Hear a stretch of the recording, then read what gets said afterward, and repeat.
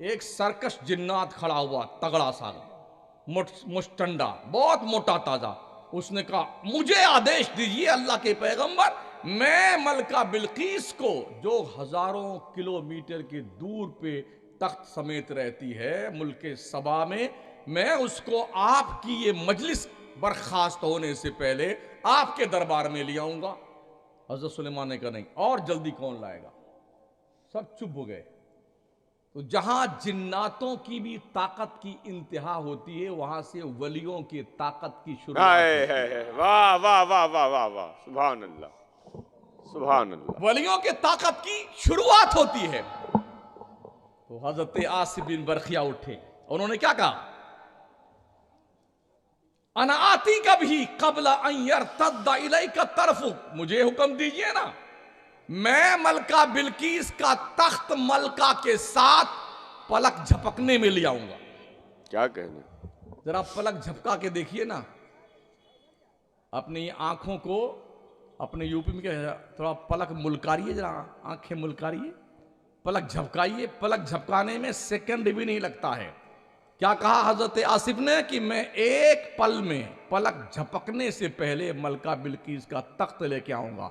और अभी पलक नहीं झपकी थी, कहा ही था, और हजरत आसिफ बिन बरखिया वहीं बैठे बैठे मलका बिल्कीस का तख्त समेत मलका को लाके कदमों में लाकर डाल दिया। ये वली होता है। अब हम तवज्जो दिलाना चाहते हैं आपको, हर नबी की उम्मत का वली अपने नबी के ताकत और कुव्वत का मजहर और पैकर होता है। वाह। हर नबी की उम्मत का वली अपने नबी के कदम पर होता। जितना दमदार नबी होगा उतना ही दमदार उसकी उम्मत का वली होगा। ये कन्फर्म है। 1,24,000 कमोबेश नबियों और रसूलों की फहरिस्त में सबसे ताकतवर, सबसे पावरफुल, सबसे अच्छा, सबसे बेहतर, सबसे ऊंचा, सबसे बरतर और सबसे ज्यादा कुर्बे मौला में रहने वाला हमारे नबी मोहम्मद मुस्तफा की जात। सुभान अल्लाह, सुभान अल्लाह। तो मेरे गौस का कदम नबी आखिर ज़मा के कदम पे है। नबूवत की हैसियत से मेरा नबी पावरफुल और विलायत की हैसियत से गौसे आजम पावरफुल। सुभान अल्लाह। गौसे आजम पावरफुल। हजरत शेख मुहक्किक अलल इतलाक अब्दुल हक मुहद्दिस देहलवी फरमाते हैं कि हजरत गौसे आजम सिर्फ इंसानों के पीर नहीं है, जिन्नातों के भी पीर हैं और फरिश्तों के भी पीर हैं। जी, शेख मुहक्किक अलल इतलाक मौलाना अब्दुल हक मुहद्दिस देहलवी, जो इल्म हदीस भारत में सबसे पहले लेके आने वाले, वो फरमाते हैं तो गौसे पाक बहुत पावरफुल वली हैं, बड़े ताकतवर वली हैं। और उनकी शान ये फरमाते, अगर मेरा मुरीद, मेरा चाहने वाला मशरिक में हो जहां सूरज निकलता है, मैं मगरिब में हूं जहां सूरज डूबता है, मेरे चाहने वाले की सतर खुल जाए, मैं अपनी जगह बैठे बैठे हाथ बढ़ा करके उसकी सतर छुपा दूंगा। ये पावर अल्लाह ने अपने गौस, हमारे गौस को, अपने महबूब बंदे को अता फरमाया है। शाह जीला को अता फरमाया। पैदा तो गीलान के कस्बे में हुए थे, मगर 18 पारे के हाफिज बन के पैदा हुए थे। माँ के पेट से 18 पारे के हाफिज। आज हमारे यहाँ बच्चे नचनिया बन के पैदा होते हैं, गवैया बन के पैदा होते हैं, ढोलक बजाने वाले, हुल्लड़बाजी करने वाले, गाना गा, इसलिए कि जब तक माँ के पेट में हमल रहता 9 महीना तक, तो माएँ सिर्फ पिक्चरें देखती बैठ करके, इल्ला माशाअल्लाह। और जब से मोबाइल की दादी अम्मा तशरीफ ले आई ना, तब तो आराम ही हो गया। तो बस दे हरदम ले बैठी, हरदम चालू ही चालू। पूरी पूरी रात, अल्लाह की पनाह, हमारी कौम के लोग पूरी पूरी रात मोबाइल देखते हैं। क्या हुआ हमारे नौजवानों को, क्या हुआ हमारी माँ और बहनों को? जिन गोदों में परवान चढ़ने वाले बच्चे मोहम्मद बिन कासिम बनते थे, सलाहुद्दीन अयूबी बनते थे, जिन गोदों में परवान चढ़ने वाले बच्चे शेख अब्दुल कादिर जिलानी बनते थे, मोइनुद्दीन चिश्ती अजमेरी बनते थे, इमाम अहमद रजा बनते थे, मखतूम सिमना बनते थे, बाबा फरीद बनते थे, निजामुद्दीन बनते थे, कुतुबुद्दीन बनते थे, अलाउद्दीन बनते थे, आज क्यों नहीं माओ के पेट से पैदा होने वाले बच्चे वली बनते हैं? वजह यह है कि पूरे 9 महीना के पीरियड में माए कुरान खोलकर नहीं देखती, नमाज के करीब नहीं जाती, इल्ला माशाअल्लाह गाने गाना, पिक्चर देखना, नंगी तस्वीरें देखना, यही एक मशगला औरतों का हो रह गया है। आज साइंस ने भी इस बात को बाज़ाब्ता तौर पे प्रूफ करके बता दिया है, माओं के किरदार का असर जो पेट में परवान चढ़ने वाले बच्चे होते हैं उनकी तबीयतों पे पड़ता है। अगर मां नाचने वाली है तो बच्चे मोहम्मद बिन कासिम नहीं नचनिए बनेंगे। मां आबिदा जाहिदा है तो बच्चे अब्दुल कादिर जिलानी बनेंगे, मोइनुद्दीन चिश्ती बनेंगे। मां फातिमा उम्मुल खैर तो शेख अब्दुल कादिर जिलानी। माए परहेजगार तो बेटे नमाजी बनेंगे, बेटी वलियां बनेगी। लेकिन आज हमारी कंडीशन यह है कि हालात बहुत बुरे हैं साथियों, बहुत ही बुरे हैं। शायद और बायद कोई हो जो अपने बच्चे के हमल के पीरियड में जब मां हामला हो तो कुरान लेके बैठती हो, नाते पढ़ती हो, अल्लाह का नाम लेती हो, तस्बीहात पढ़ती हो। नहीं साहब, बस टाइम पास करना है। सुधर जाओ मुसलमानों, सुधर जाओ। अर्ज करने का मतलब ये मेरे साथियों कि हुजूर गौसे आजम पीराने पीर रोशन जमीर तो अपनी मां के पेट से वली बन के पैदा हुए हैं। आज उनके डंके बज रहे हैं ना, आज नहीं, उनके पैदा होने से 300-400 साल पहले से उनकी वलायत का डंका बजाया जा रहा था। जुनैद बगदादी ने, सिर्री सख्ती ने, मारूफ करखी ने, बहलोल दाना ने, अबू बकर शिबली ने, जितने औलिया गुजरे ना आपसे पहले, उन सब ने ये डंके बजाए हैं। ओ लोगों, एक बंदा अब्दुल कादिर जिलानी नाम का बगदाद में आएगा, उसको अल्लाह ऐसा रुतबा देगा, वो बगदाद की जामा मस्जिद के मेंबर पे खड़ा होके ऐलान करेगा, कदमी हाज़िही अला रक़बतिल कुल्ले वली अल्लाह, मेरा ये कदम हर वली अल्लाह की गर्दन पे है। और गौसे पाक ने ऐलान किया, दुनिया ने सर झुकाया। गौसे पाक पढ़ने गए, पढ़ने बगदाद। आज कौन पढ़ता? मुसलमानों को पढ़ते हैं। मुसलमान क्या करता है? ठेला पे केला बेचता है, चड्डी बेचता है, बनियान बेचता है, संतरा बेचता है, बिरयानी बेचता है। हाँ, जिस शहर में जाइए छोटी छोटी दुकानें सिर्फ बिरयानियों की। ये मुरादाबादी बिरयानी है, ये हैदराबादी बिरयानी है, ये चिकन चिल्ली है, ये मटन बर्रा है, ये कोरमा है, ये चिकन क्रिस्पी है। ये हमारा काम, ये हमारा काम भाई साहब। बंबई चले जाइए तो गर्दन में दुकान लेकर के गली गली में पान बेच के मुसलमान साहब हैं। बोले पढ़ने कौन जाए जी, नौकरी तो मिलती नहीं, तो पढ़ने कौन जाए। तालीम नौकरी के लिए नहीं है। अगर तुमने तालीम को नौकरी से तौलना शुरू किया है तो तुमसे बड़ा पागल कोई नहीं है। इल्म का कोई विकल्प नहीं है, और इल्म नौकरी से तौलते हो, बेवकूफ हो। इल्म एक ऐसी दौलत है, ज़ालिका फ़ज़्लुल्लाह युतीहि मन यशा, ये अल्लाह का फजल है, जिसे चाहता अता फरमाता है। वाह वाह। इल्म इसलिए हासिल करो कि तुम खुद पुरनूर बन जाओ और तुम जहां रहो वहां रोशनी का माहौल पैदा हो। चंद टिक्के के लिए, चंद सिक्कों के लिए इल्म हासिल करते हो। बहुत कम दाम लगाया तुमने इल्म का, बहुत कम दाम है साथियों। पैसों के लिए इल्म मत हासिल करो। इल्म इसलिए हासिल करो कि जिस माहौल में रहेंगे उस माहौल को नूर से मुनव्वर कर देंगे, सबको क्वालिफाइड बनाएंगे, पढ़ा लिखा करेंगे।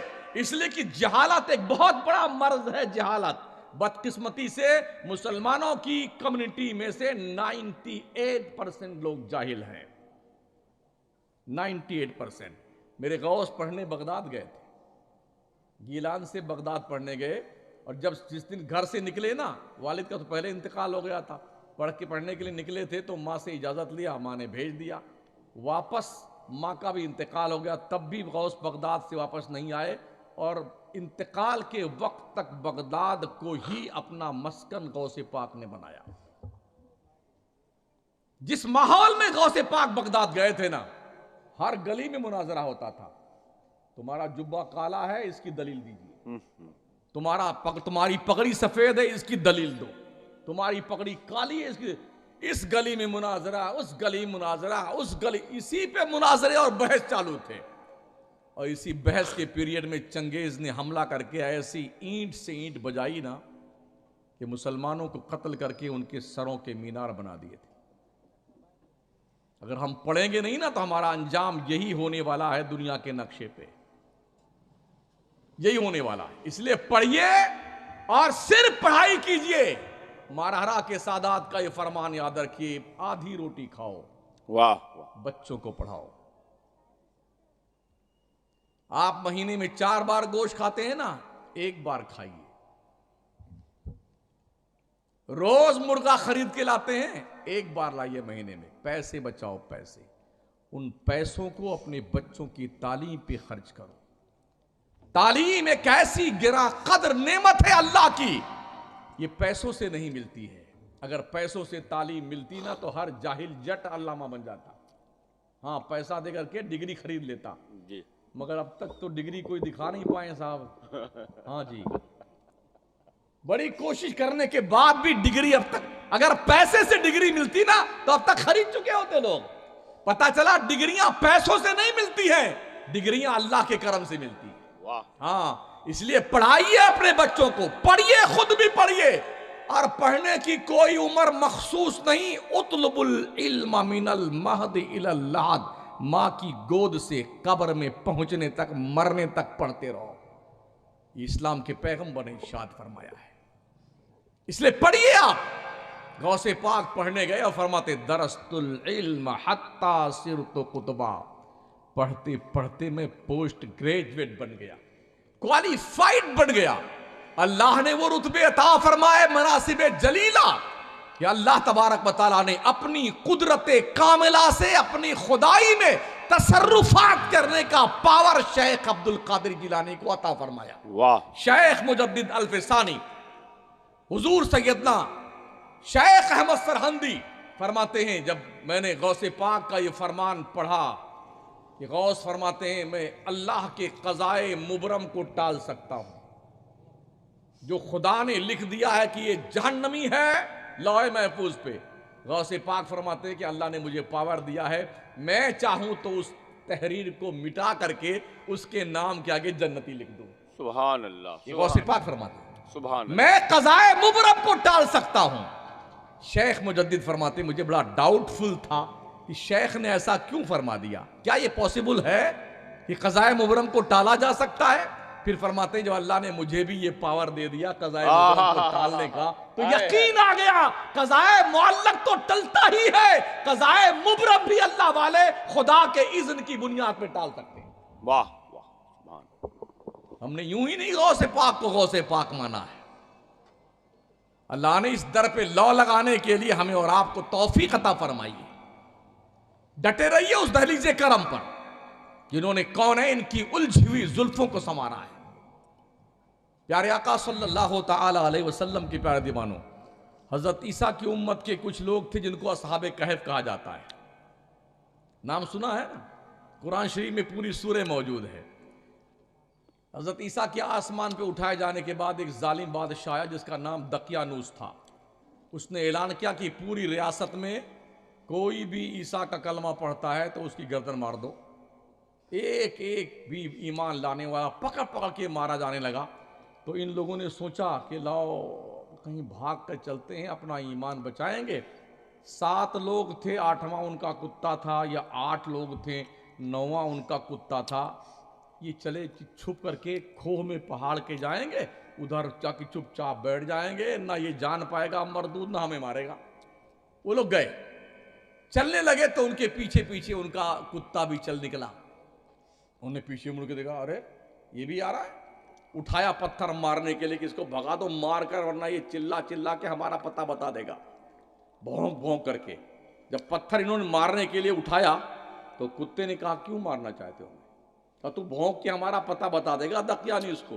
तो कुत्ते ने कहा, हम भौंकने वाले कुत्तों में से नहीं, आय हाय हाय आय हाय, हम भौंकने वाले कुत्तों में से नहीं, वफादारों में से हैं। कहा फिर आजा, तू भी आजा। उसको भी लिया, पहाड़ की खोह में घुसे और उस तरफ जाके निकले खुले मैदान में। वो लेटे और सो गए। कितने साल? 309 साल तक सोते रहे। आप जरा 3 दिन यहीं सो के बता दीजिए, ये चींटियां खा जाएंगी आपको, कुत्ते बिल्ली नोच के खा जाएंगे आपको, लोग लात मार मार के मर डालेंगे आपको। उठा के गली से बाहर फेंक देंगे आपको। 309 साल किसको कहते हैं यार, सोए रहे वो लोग। आइए अल्लाह का हुक्म सुनिए।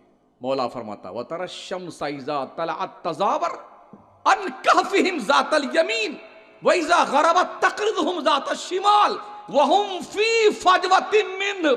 मुस्तफा तुम देखोगे जब सूरज निकलता है ना तो निकलते वक्त दाहिनी तरफ कतरा जाता है, डूबता है तो डूबते वक्त बाईं तरफ कतरा जाता है। ये इसलिए मैंने सूरज का रूट डाइवर्ट कर दिया है, रास्ता बदल दिया है, ताकि मेरे दोस्तों को इसकी धूप की गर्मी से तकलीफ ना होने पाए। अल्लाह अल्लाह अल्लाह अल्लाह अल्लाह अल्लाह अल्लाह नाज बर्दारी करता, देख रहे हो। अल्लाह। हम भी देखते हैं कोई सड़क बनती है तो रूट डाइवर्ट कर दिया। अभी मैं आ रहा था ना मेन एक्सप्रेस वे पे, 5-6 जगह से इस लाइन पे आ रहे थे, कुछ दूर चलने बाद इधर घुसा दिया गया, फिर उस पर कुछ देर चलते रहे, फिर इधर घुसा दिया गया। मतलब इधर काम हो रहा तो रूट डाइवर्ट कर दिया गया। कितने देर के लिए? 4-6 दिन के लिए, 4-6 घंटे के लिए। मैंने कहा अल्लाह तूने अपने वलियों के लिए 309 साल तक निजाम शमसी का रूट चेंज कर दिया। अल्लाह अल्लाह। 309 साल तक। खबरदार, तेरी धूप की तमाज़त से मेरे दोस्त, मेरे चाहने वाले, मेरे औलिया जो खुले आसमान के नीचे सो रहे हैं, वहुम फी फजवतिन मिन्हु, वो खुले आसमान के नीचे सो रहे हैं। खबरदार, इन्हें तेरी धूप से तकलीफ नहीं पहुंचनी चाहिए।